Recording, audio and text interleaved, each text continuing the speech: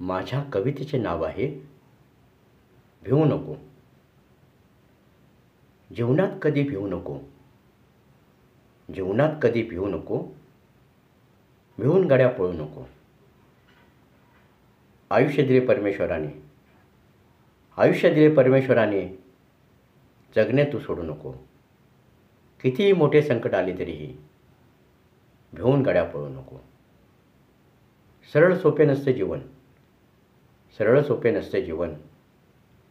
मेहनत तू सोडू नको. दुःख सर्वांनाच असते. दुःख सर्वांनाच असते. भिवून गड्या पळू नको.